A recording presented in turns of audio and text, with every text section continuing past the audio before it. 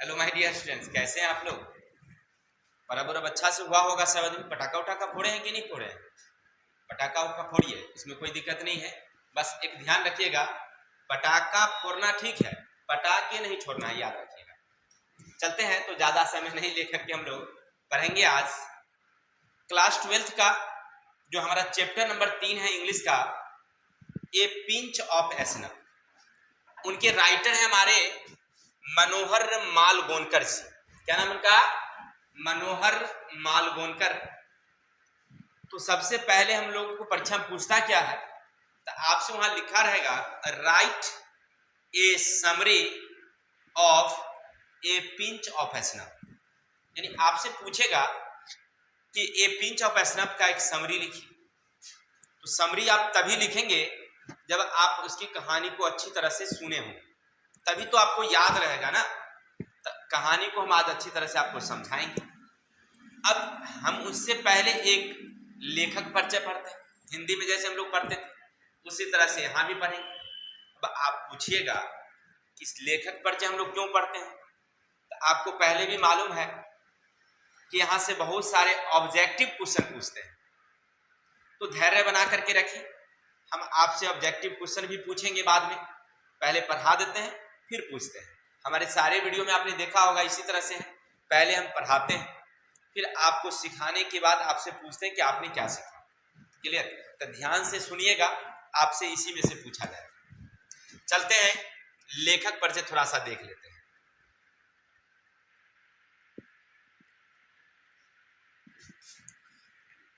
सुनिएगा, लिखा हुआ है ए पिंच ऑफ एसनफ क्या है।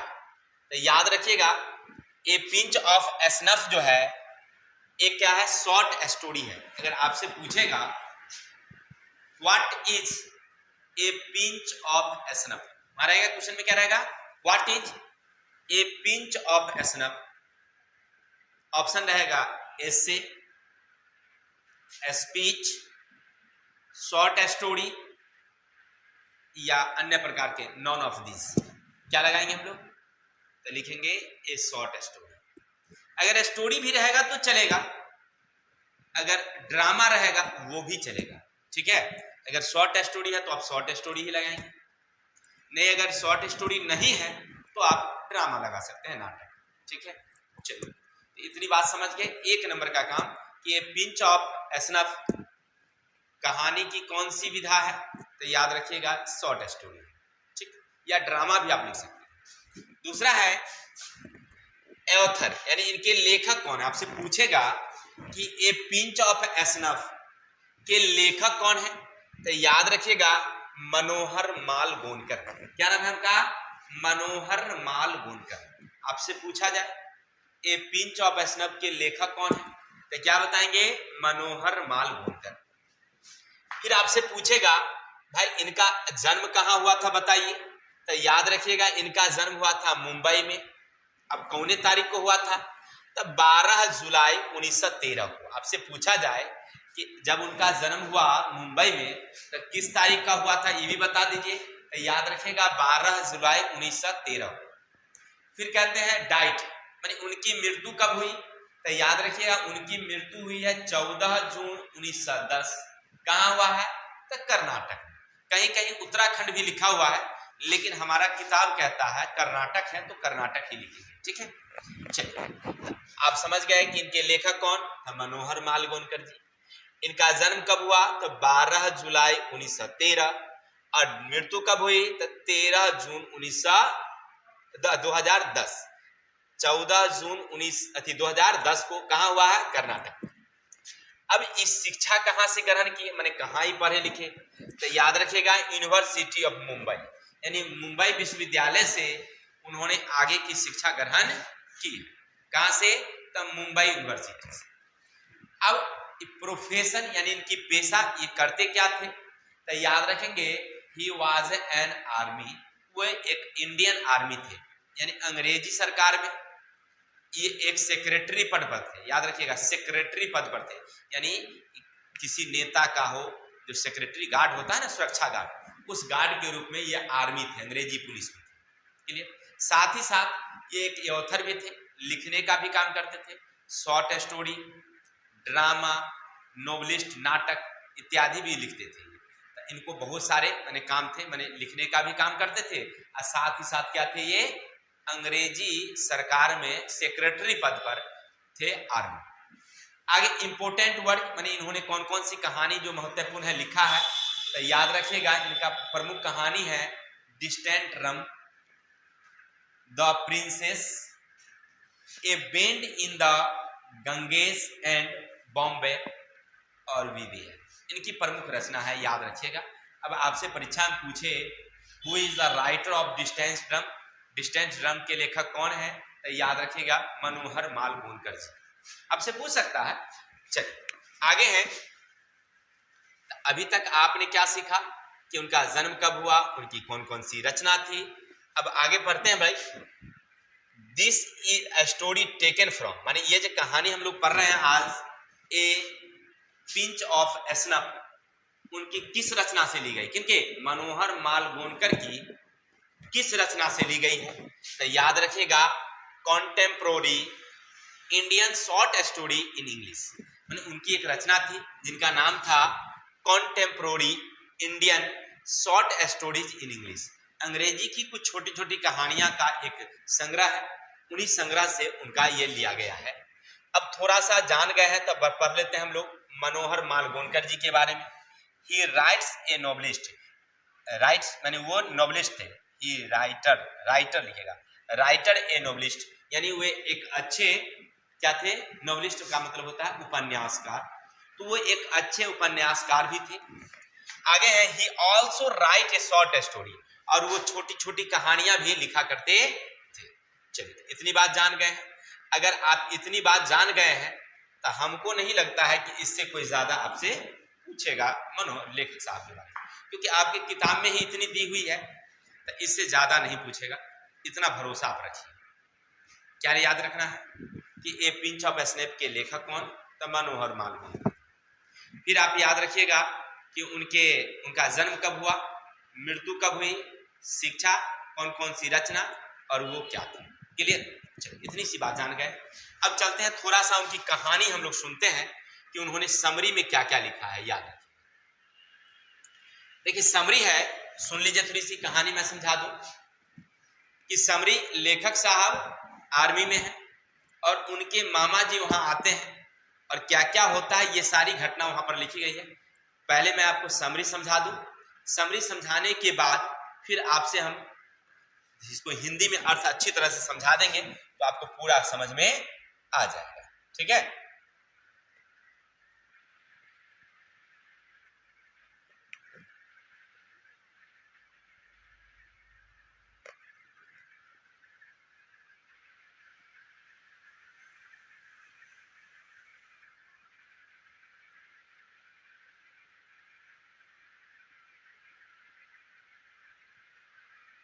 चलिए बहुत अच्छी बात।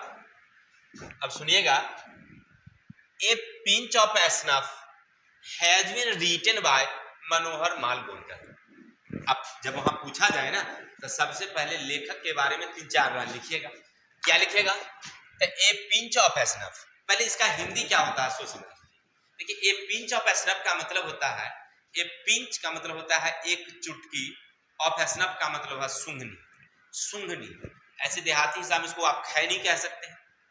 ए पिंच ऑफ स्नफ मतलब होता है एक चुटकी खैनी या एक चुटकी सूंघनी। लोग पहले के समय में सूंघने का काम करते थे, खाते थे, अभी भी खैनी खाने के बाद लोग उसको सूंघ लेता है, तो आप सूंघनी कह सकते हैं या खैनी कहें, बात एक ही है। तो वही कहते हैं ए पिंच ऑफ स्नफ, एक चुटकी खैनी, हैज बीन रिटन, लिखा गया है, बाय मनोहर माल गोनकर, मनोहर माल गोनकर के द्वारा। ही वॉज बोर्न, उनका जन्म हुआ था ऑन 12 जुलाई 1930, माने इनका जन्म 12 जुलाई 1913 को।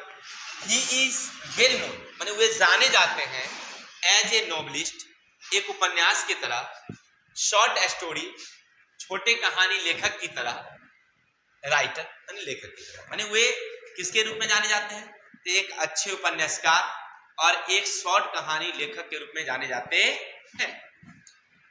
दिस इज फैमिली ड्रामा, माने यह जो कहानी आप पढ़ रहे हैं एक प्रकार का ड्रामा है। तो आप देखिए नाटक अगर पूछे ड्रामा तो आप ड्रामा भी लिख सकते हैं, वहां पर रहेगा ए पिंच ऑफ एसनफ इज क्या है, तो आप ड्रामा भी लिख सकते हैं। शॉर्ट स्टोरी है तो शॉर्ट स्टोरी भी, क्योंकि कहां से ले गया गया, तो शॉर्ट स्टोरी वाली किताब से ली गई है, इसलिए आप इसको शॉर्ट स्टोरी भी लिख सकते हैं, और ड्रामा रहेगा तो ड्रामा भी। ये लिखा हुआ है कि this is a family drama, यानी एक पारिवारिक ड्रामा है। इन दिस स्टोरी, इस कहानी में देयर आर मेनी कैरेक्टर, अनेक से कैरेक्टर हैं, एज एवथर, जिनमें एक लेखक है, एवथर्स मदर, लेखक की माँ है, नानू काका है, और उनके साथ एक बिल्ली आई है, बिल्ली भी है। इसके अलावा अदर है, बहुत सारे लोग हैं, लेकिन फिलहाल मूल रूप से यही लोग हैं। कौन कौन से हैं तो याद रखिएगा, पहला है हमारे कौन, एवथर लेखक है, एवथर की माँ है, नानू काका है, और बिल्ली है। तो आपसे अगर पूछा जाए कि समरी, याद रखिएगा समरी पूछेगा, तो ये पिंच ऑफ एसनफ किसका लिखा गया है, तो मनोहर मालगोनकर के द्वारा लिखा गया। इनका जन्म कब हुआ, तो 12 जुलाई 1913 को। वह किसके रूप में प्रसिद्ध है, तो एक नाटककार के रूप में, एक छोटे कहानी लेखक के रूप में।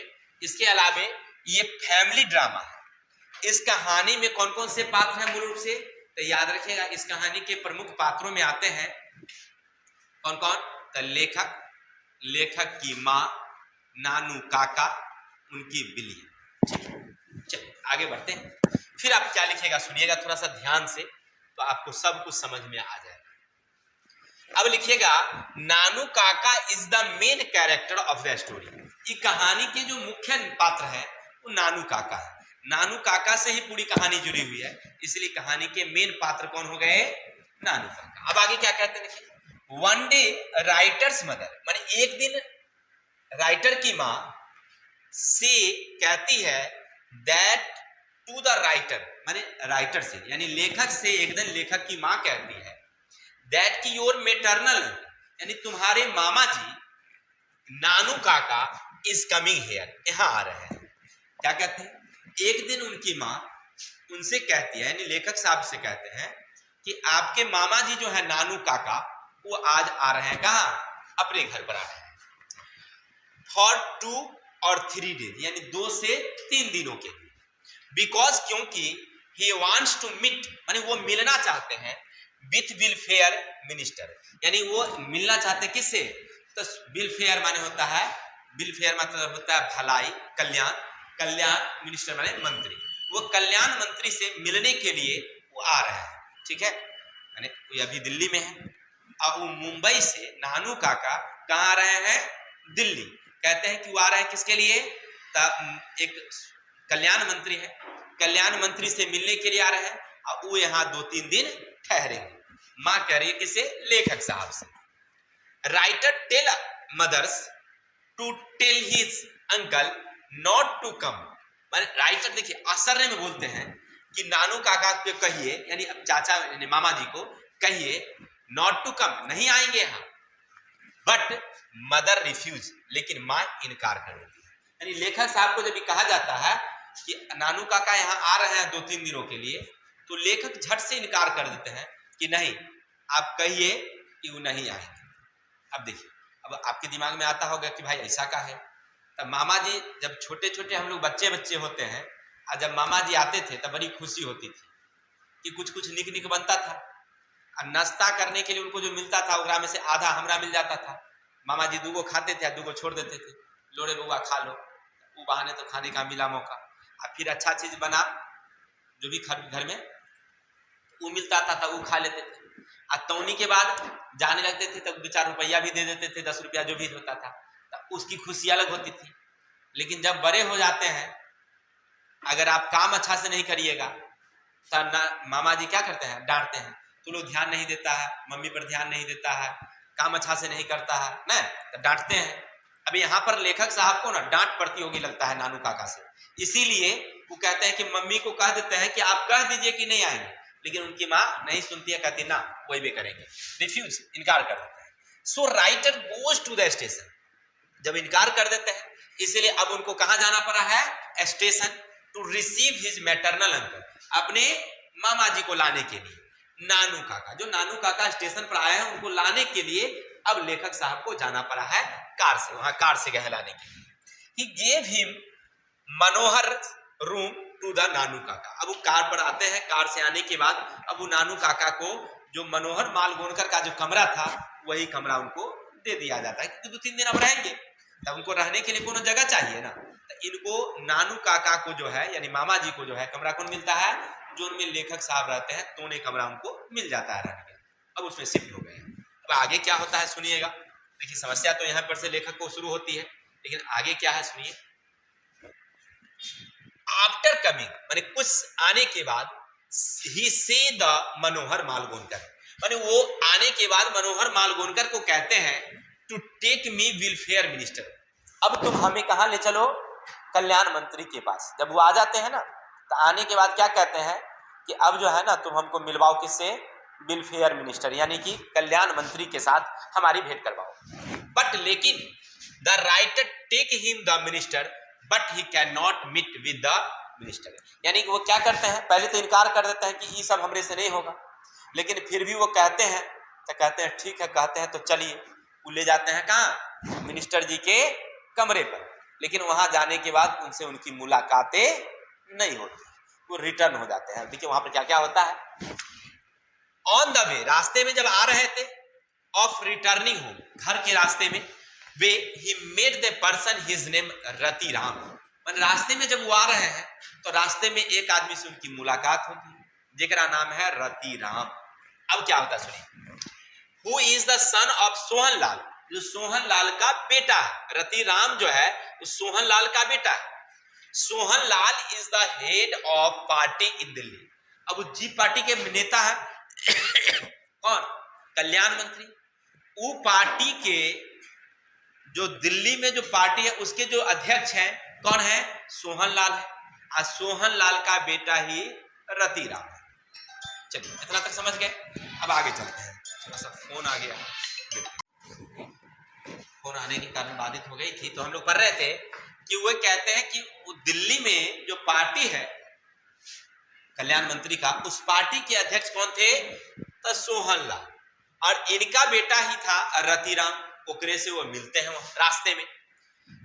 सो नानू काका, इसीलिए नानू काका कहते हैं फोर्स माने बल दे करके, राइटर लेखक को यानी अपने भैगना को कहते हैं fix appointment with Sohan Lal so that he may meet minister, यानी मंत्री से मिलने के लिए सोहन लाल के पास एक अपॉइंटमेंट लो। माने तुम सोहन लाल से कहो, अपने भैगना को कहते हैं कि सोहन लाल को कहो, सोहन लाल जो है मंत्री से मिलाने का एक अपॉइंटमेंट लेंगे। माने किस दिन हम लोग मिलने जा रहे हैं इसका एक मतलब तारीख तय होगा और हम लोग मिलेंगे किसे, मंत्री से। अब आगे क्या होता है सो देखिए। आफ्टर द मीटिंग माने मिलने के बाद विद सोहन लाल, सोहन लाल से मिलने के बाद नानू काका नोन, नानू काका जान जाते हैं that Sohan Lal has no good relation with the minister, यानी वेलफेयर मिनिस्टर, जो कल्याण मंत्री है ओकरे साथ सोहन लाल का कोई अच्छा संबंध नहीं। तो पहले अपॉइंटमेंट ले लेते हैं सोहन लाल से कि हमको मंत्री से मिलना है, लेकिन वो मंत्री और सोहन लाल के बीच में कोई अच्छा संबंध नहीं है, ये भी कहते हैं।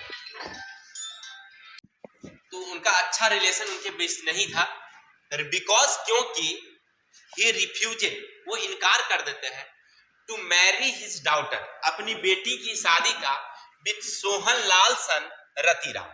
माने क्योंकि देखिए नानू काका ये बात जानते थे, नानू काका ये बात जानते थे कि सोहन लाल और जो उनके मंत्री हैं वेलफेयर मिनिस्टर, उनके बीच में अच्छा संबंध नहीं है। काहे कि सोहन लाल के बेटे जो रतिराम है ओकरे से मिनिस्टर अपनी बेटी का शादी करना नहीं चाहते थे, इसीलिए दोनों के बीच में अच्छा संबंध नहीं था।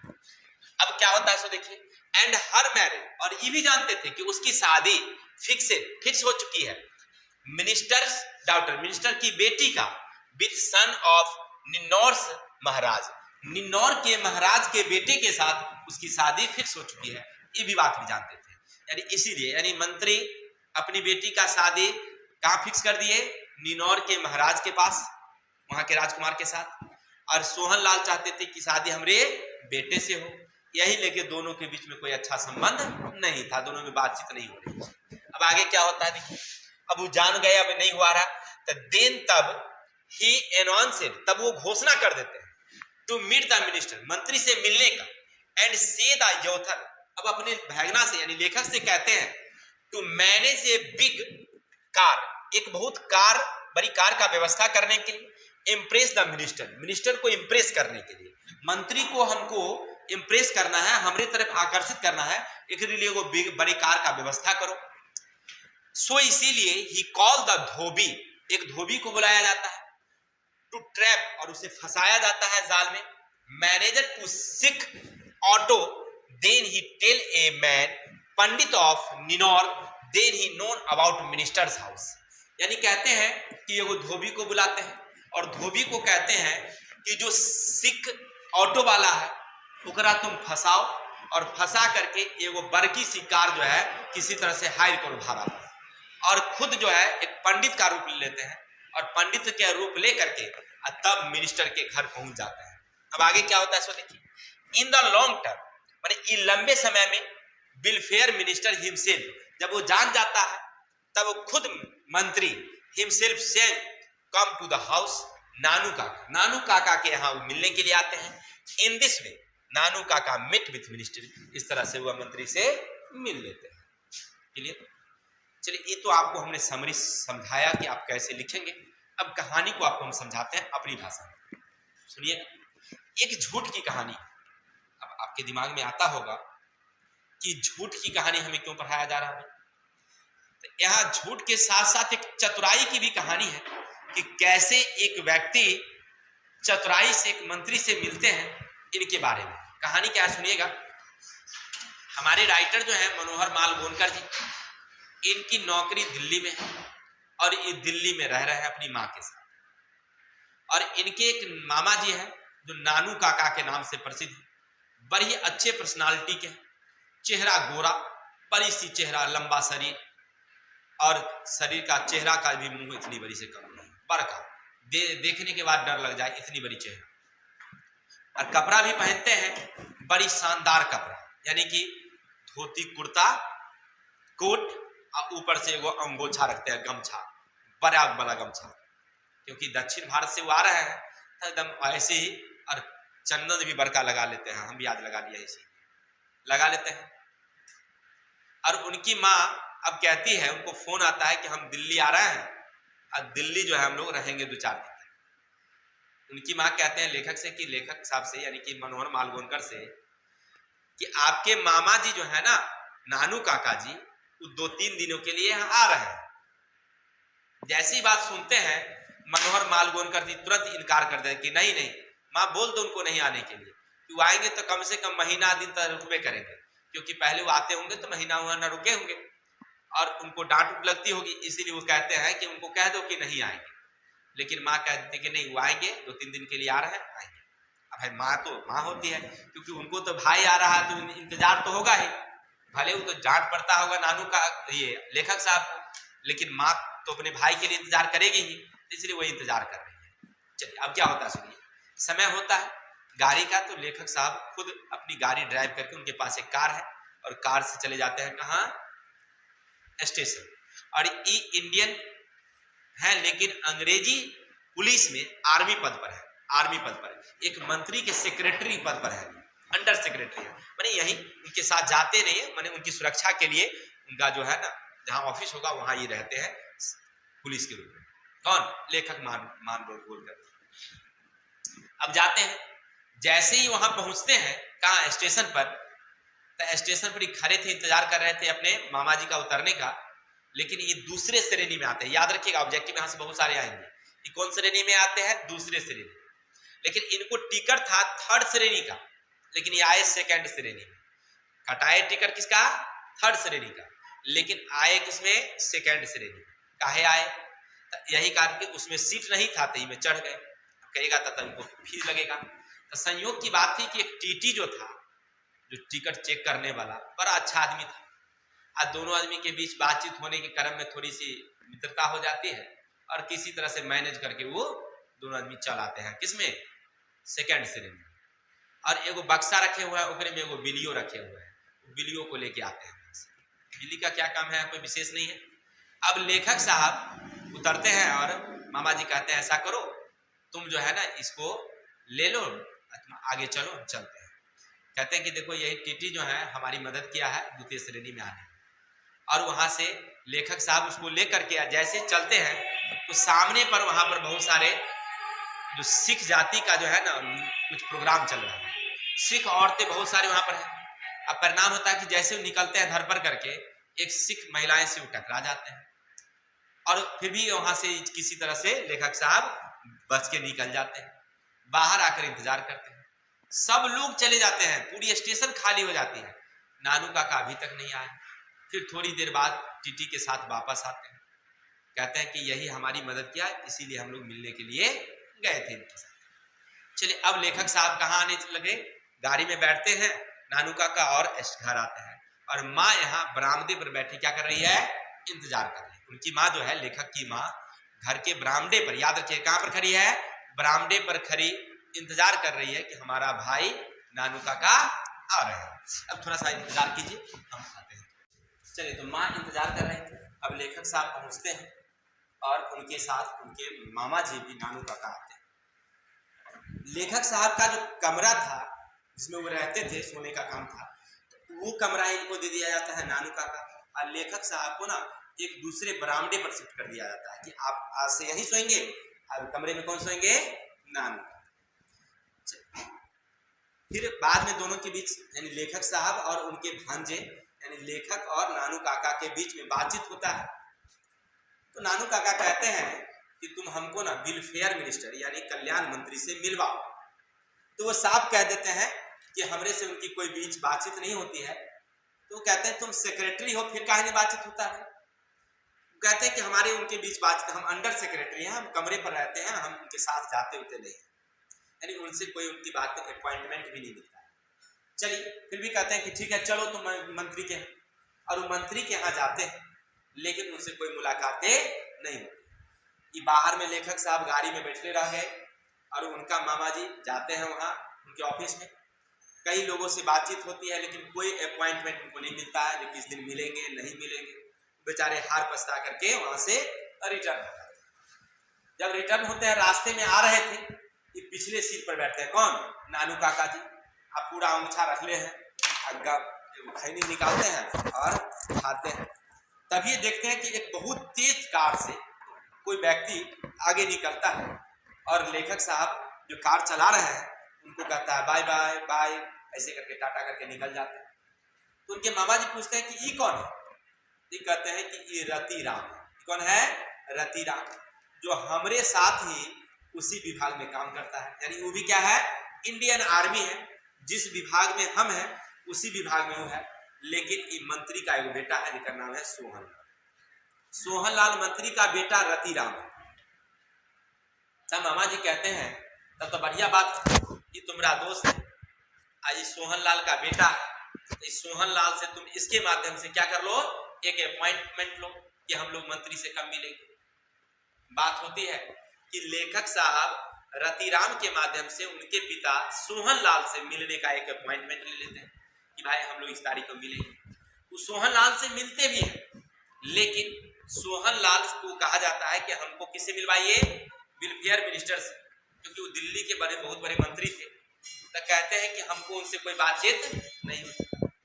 नानू काका को सब बात मालूम है कि पार्टी का नेता भी है, लेकिन दोनों के बीच में थोड़ी सी खटपट है। एक के पार्टी के दोनों नेता है, सोहनलाल भी और वेलफेयर मिनिस्टर भी, लेकिन अब बात मामला कौन सी का गड़बड़ था कि जो वेलफेयर मिनिस्टर थे, कल्याण मंत्री, अपनी बेटी का शादी कहाँ करना चाहते थे, निनौर महाराज के बेटे के साथ, और ये चाहते थे कि हमारा बेटा रतिराम से हो जाए उसकी शादी।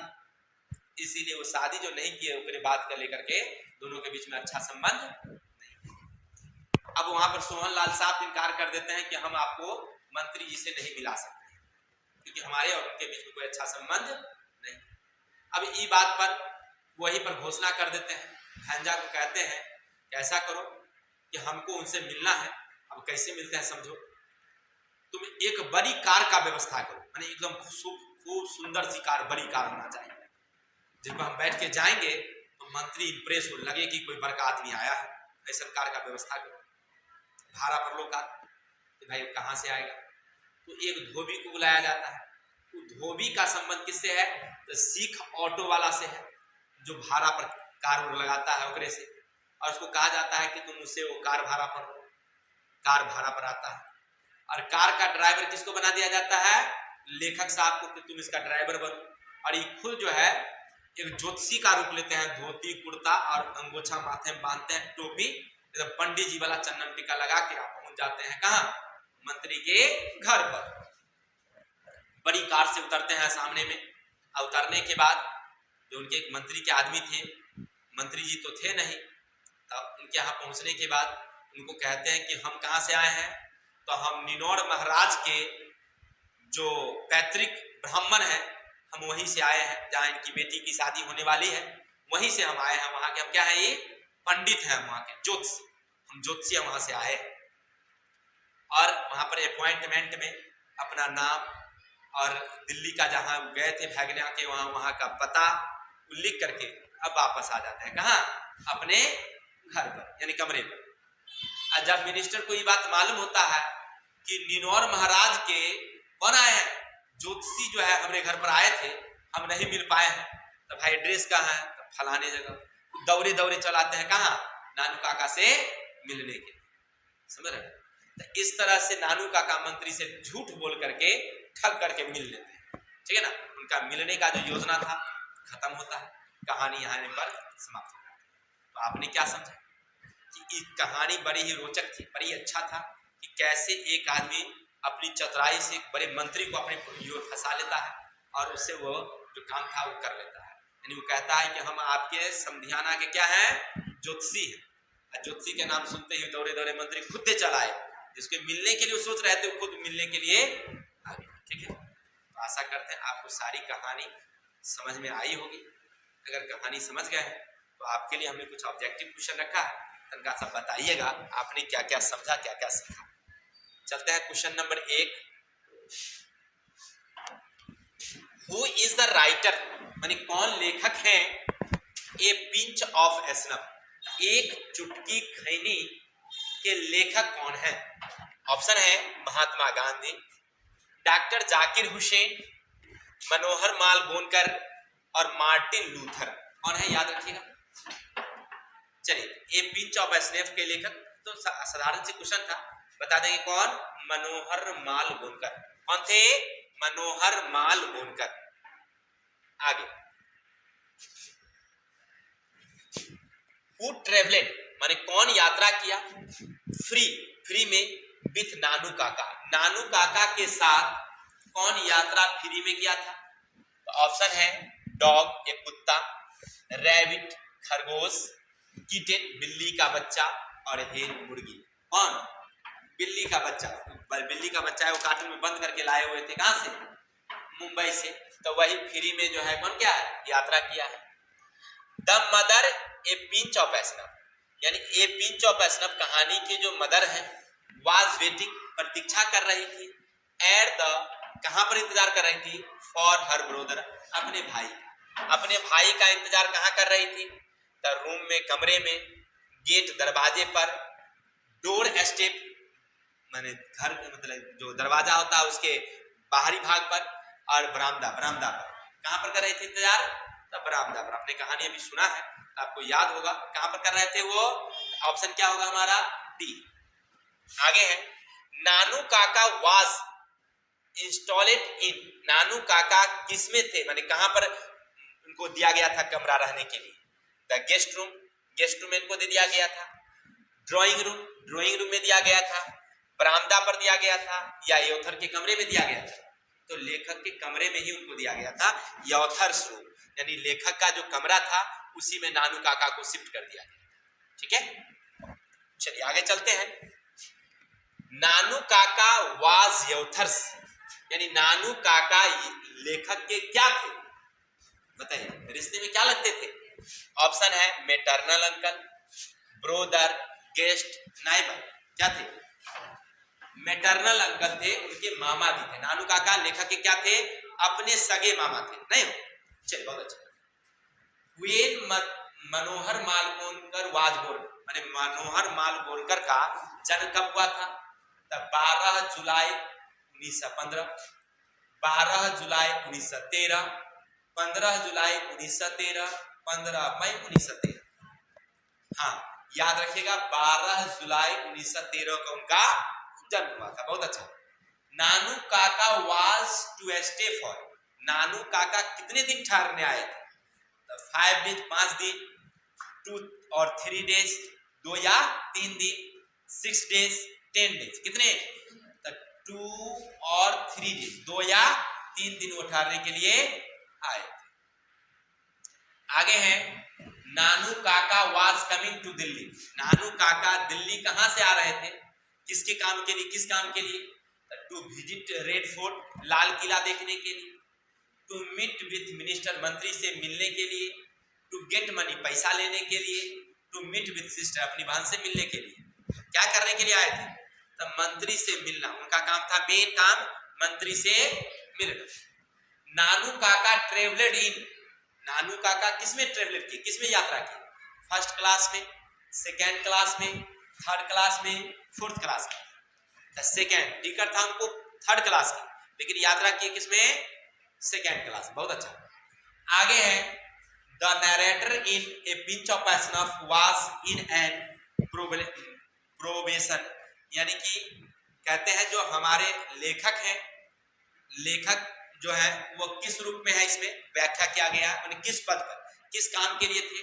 तो वह क्लर्क थे, मुंशी थे, ऑफिसर थे, मिनिस्टर थे। बताइए वो क्या थे? इसमें जो हमारे लेखक हैं किस काम के लिए थे? तो याद रखेंगे वो, अब इसको हम बता दें, लेकिन फिर चलिए क्लर्क थे। वो क्या थे? वे क्लर्क, यानी कि वो अंडर सेक्रेटरी क्लर्क के रूप में काम करते। Any problem? तो आशा करते हैं आपको ये सब क्वेश्चन भी समझ में आया होगा और चैप्टर समझ में आ गया। तो आज के लिए इतने ही, कल मिलते हैं हम लोग नेक्स्ट वीडियो के साथ। तब तक के लिए विदा दीजिए। जय हिंद, जय भारत।